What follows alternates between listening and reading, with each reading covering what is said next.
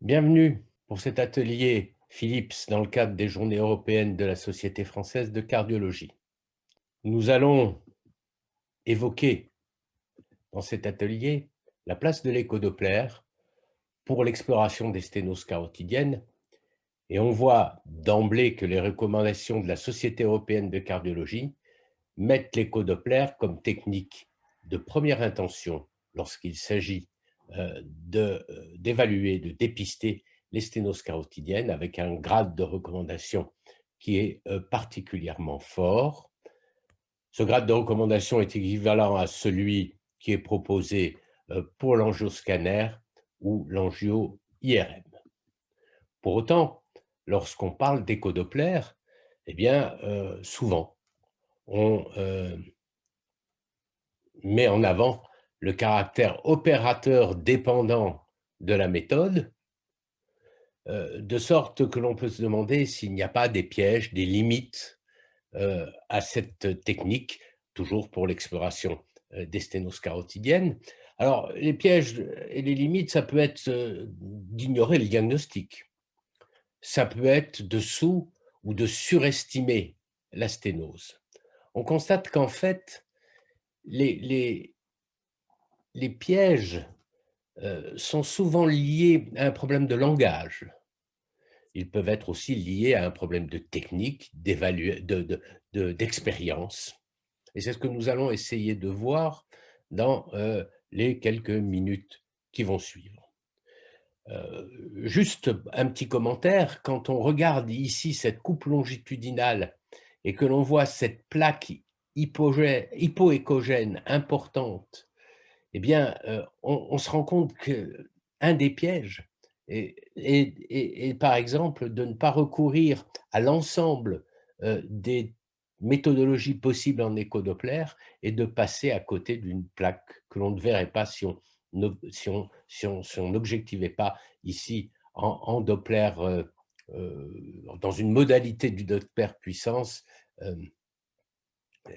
MFI, si on n'objectivait pas le flux circulant. Alors, quand on parle de sténose carotidienne, il faut en référer à la littérature et bien se rendre compte qu'on ne parle de sténose que quand le rétrécissement est de plus de 50%. Bien évidemment, il n'y a plus de problème au-delà de 70%. Et à moins de 50%, eh bien, il est difficile de parler de sténose, d'autant qu'on n'a pas de technique en écho-Doppler validée pour les quantifier. Il faut aussi savoir de quoi on parle quand on parle de sténose. Et on le sait bien, vous le savez certainement, eh bien, on peut quantifier les sténoses carotidiennes selon la méthode NACET par référence à l'étude sur le bénéfice de la chirurgie qui avait été réalisée aux États-Unis, ou par référence à la méthode ECST, toujours étude testant le bénéfice de la chirurgie, mais cette fois-ci réalisée en Europe. La méthodologie NACET consiste à rapporter le degré, le diamètre de la sténose au diamètre de la carotide interne en aval en zone dite saine. La méthodologie ECST eh bien, consiste à rapporter le diamètre de la sténose au diamètre estimé du bulbe. Ces études avaient été faites et ces évaluations avaient été faites en artériographie.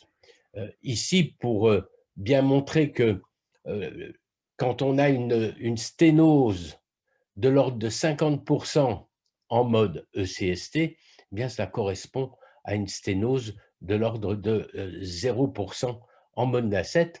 Et on a ici ce tableau avec ces valeurs qui montrent bien la différence de résultats que l'on peut obtenir en fonction de la méthode utilisée. On remarque également que plus le degré de sténose est élevé et plus proches sont les résultats, quelle que soit la méthode. En tout état de cause, à l'heure actuelle, eh bien, c'est surtout la méthode NACET que l'on utilise de préférence.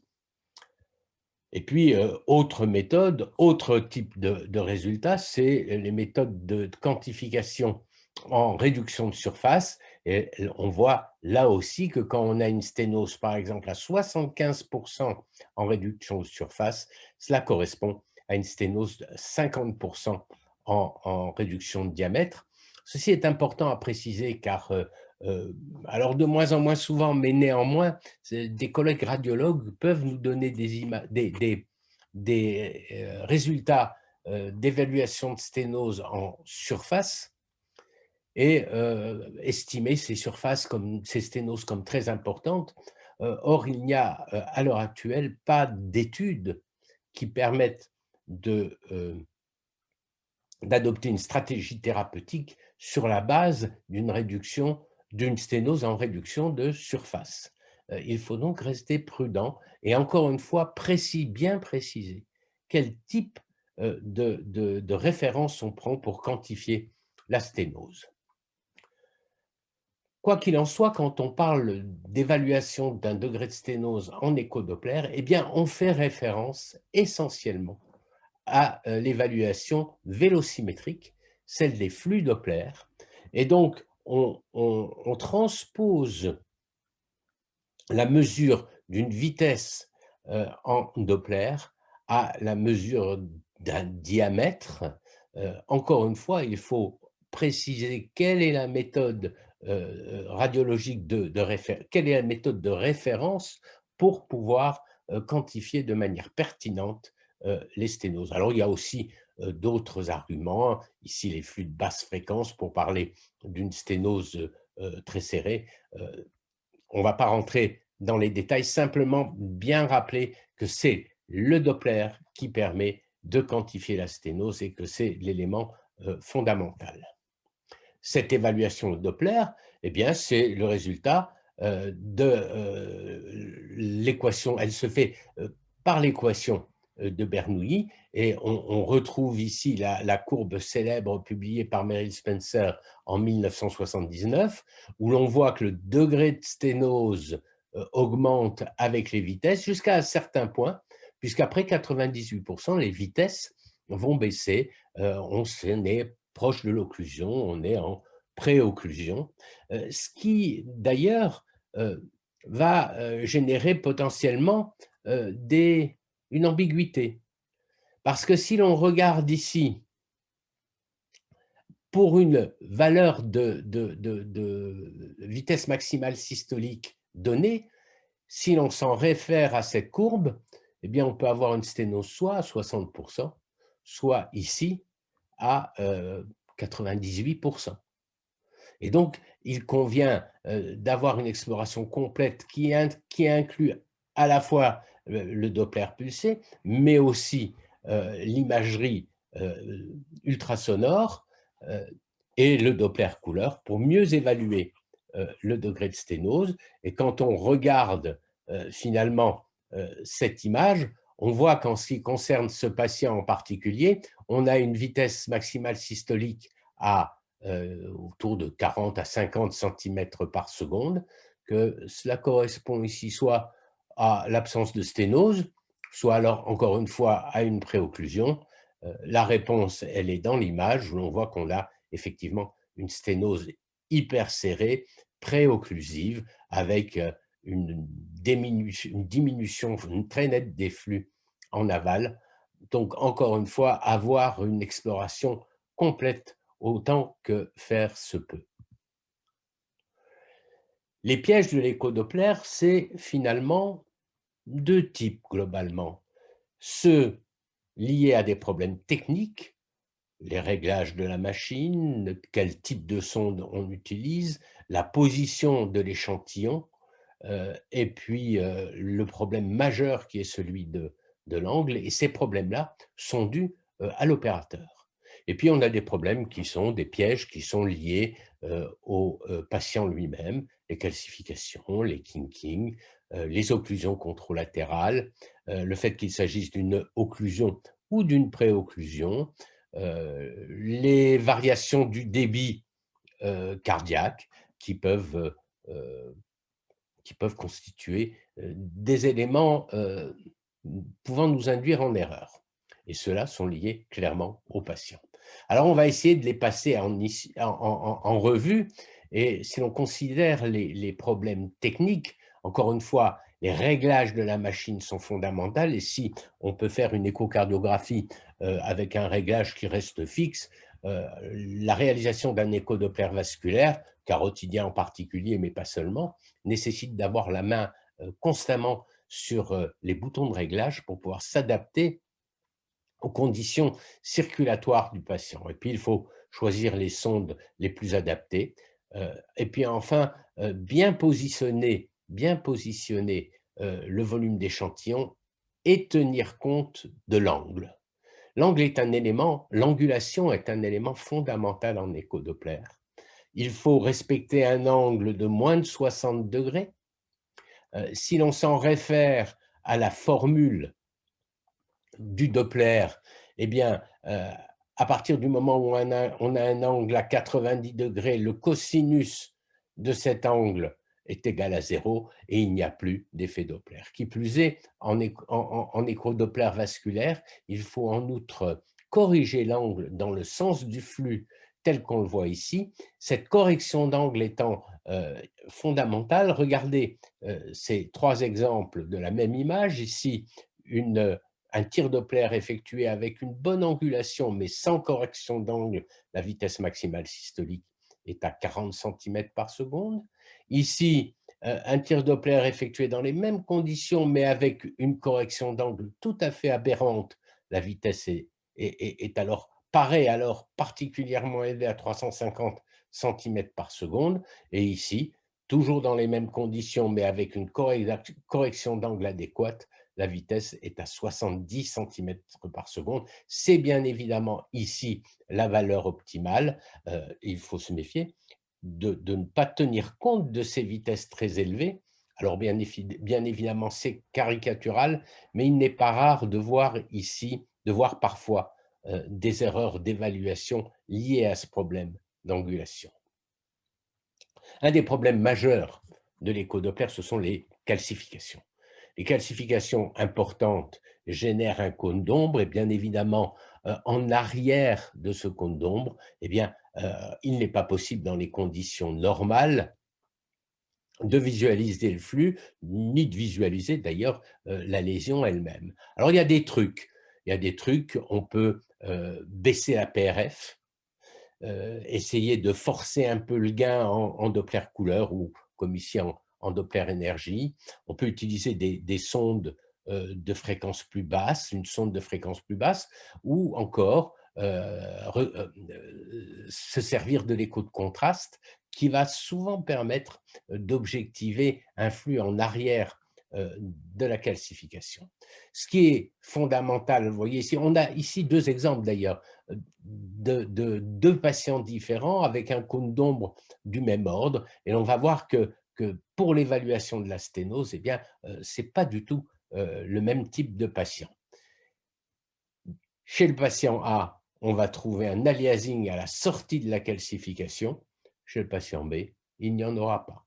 On voit d'emblée, ici, on a un peu modifié les réglages, mais on voit d'emblée que cet aliasing que l'on peut bien objectiver ici, cet aliasing traduit l'existence d'une sténose en arrière de la calcification. On a d'ailleurs une ébauche de sténose ici.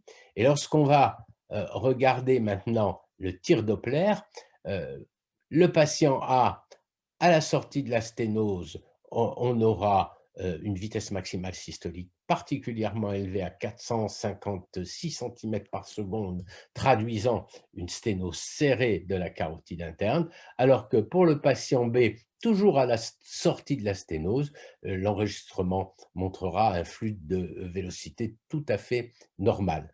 On peut donc, en cas de calcification importante, réussir à quantifier la sténose à partir du moment où l'on va effectuer le tir Doppler juste à la sortie de la calcification, ce qui avait été bien démontré il y a maintenant pas mal d'années par Greg Moneta, qui disait d'ailleurs que tant que la zone calcifiée est inférieure à 2 cm, eh bien, les vitesses en aval restent pertinentes pour évaluer le degré de sténose.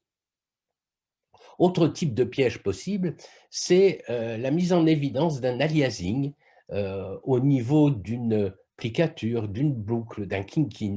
C'est particularités sont assez fréquentes, elles sont impressionnantes. Et sur la foi d'un aliasing, d'un tir Doppler, on peut penser qu'il s'agit d'une sténose qui a une significativité sur le plan hémodynamique. Ce n'est guère souvent le cas et ce type de lésion n'est que rarement considéré comme pouvant être responsable d'un problème, d'un AVC notamment. Alors il y a quelques séries qui ont évalué la chirurgie de ces élongations, de ces kinkings, de ces boucles. Il faut dire qu'on n'est pas souvent amené à proposer un geste quel qu'il soit. Toujours est-il qu'en termes de technique Doppler, ce n'est pas toujours facile d'enregistrer un flux de qualité en s'orientant de manière adéquate. Donc, il faut savoir les repérer, il faut savoir monter assez haut sur la carotide interne pour les dépister, en utilisant peut-être des sondes particulières, convexes ou multiconvexes, ou microconvexes, je veux dire, qui permettront de mieux les évaluer. Autre type de piège, l'existence d'une occlusion sur la carotide interne contralatérale. En cas d'occlusion, comme on le voit ici, si le polygone de Willis reste perméable, notamment si la cérébrale antérieure est mise en jeu, eh bien, on peut être amené à observer sur la carotide contralatérale une accélération des vitesses qui peut majorer l'évaluation de la sténose. Regardez ici, on a à droite une occlusion de la carotide interne, à gauche une sténose sur la carotide interne, la vitesse maximale systolique est à 373 cm par seconde, la vitesse télédiastolique à 148 cm par seconde. Ces deux éléments sont en faveur d'une sténose serrée, probablement à plus de 70%.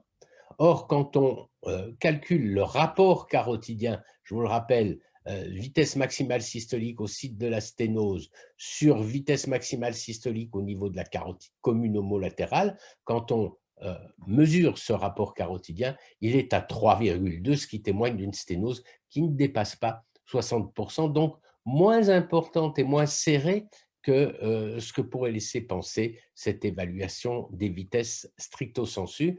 Encore une fois, une occlusion contralatérale peut majorer les vitesses au niveau de la sténose carotidienne. Autre possibilité de piège, c'est la différenciation entre occlusion et préocclusion.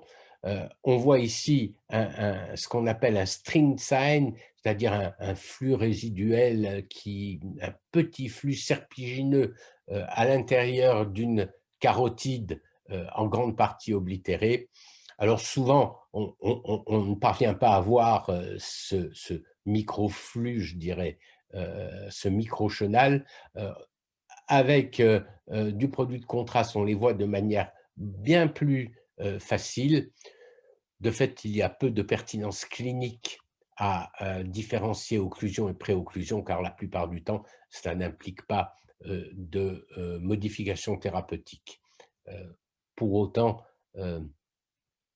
ça peut paraître plus élégant que de statuer de manière pertinente sur le diagnostic, encore une fois. Parlons de débit.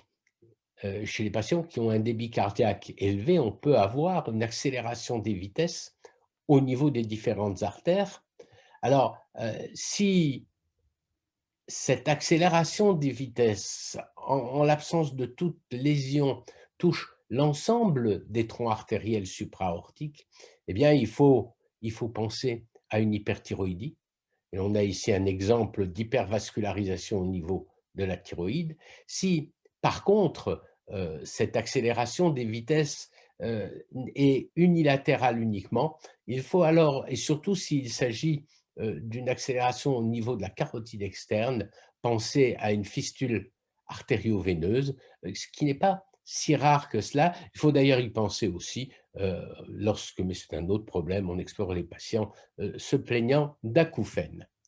Et puis, problème peut-être plus fréquent, c'est celui des hypodébits, j'ose pas dire de bas débit, celui des hypodébits, notamment en cas d'insuffisance cardiaque. Dans ces cas-là, on pourra avoir des vélocités diminuées sur l'ensemble des axes artériels, notamment au niveau des troncs supraortiques.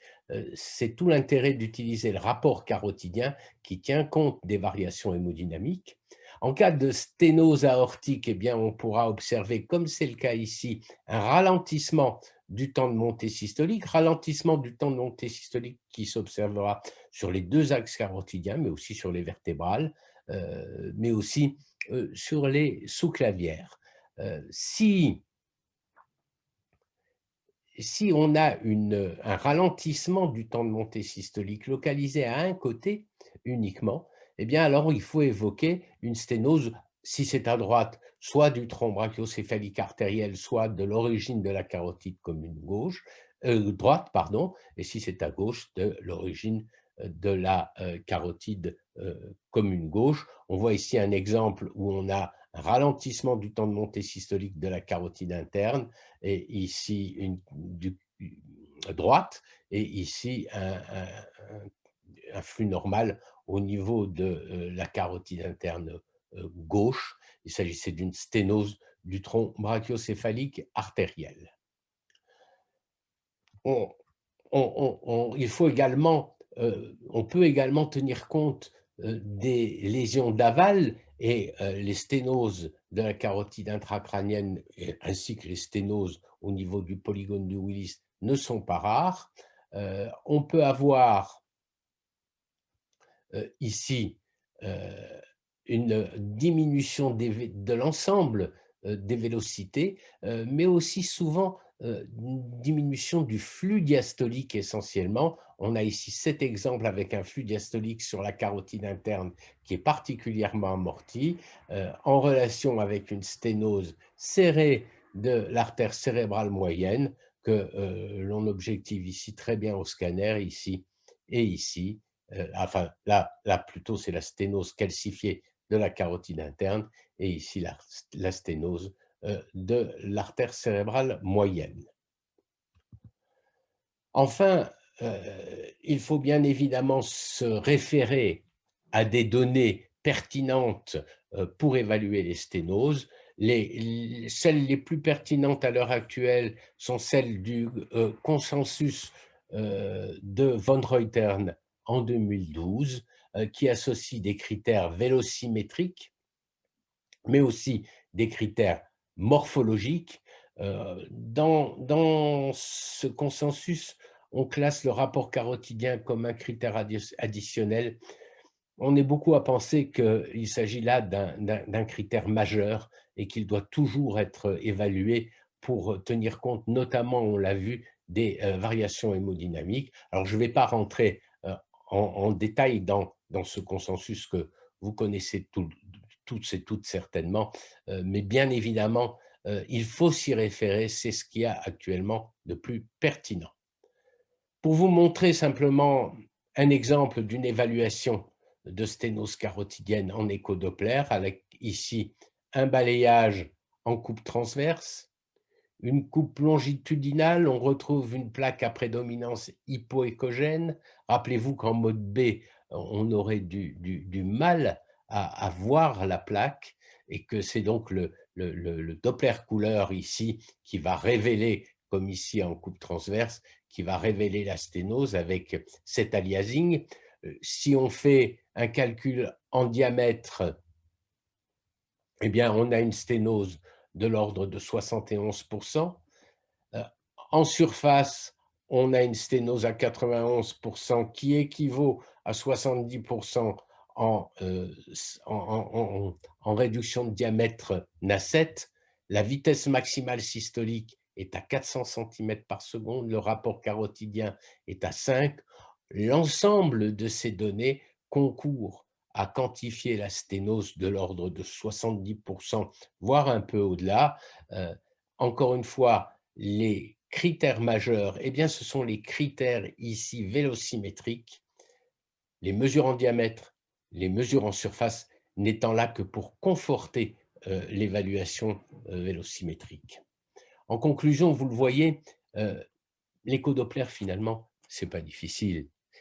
Il faut respecter une méthodologie, il faut tenir compte de l'ensemble des données que l'on peut recueillir à la fois en Doppler pulsé, à la fois en échographie, à la fois en Doppler couleur ou en mode puissance et savoir toujours se référer à la méthodologie, préciser la méthodologie à laquelle on se réfère.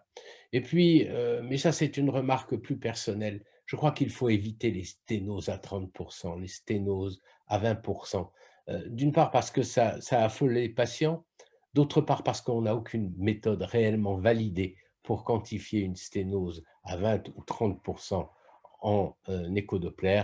Parlons plutôt d'un rétrécissement inférieur à 50 décrivons la lésion, on sera ici plus pertinent et il ne me reste plus qu'à vous remercier.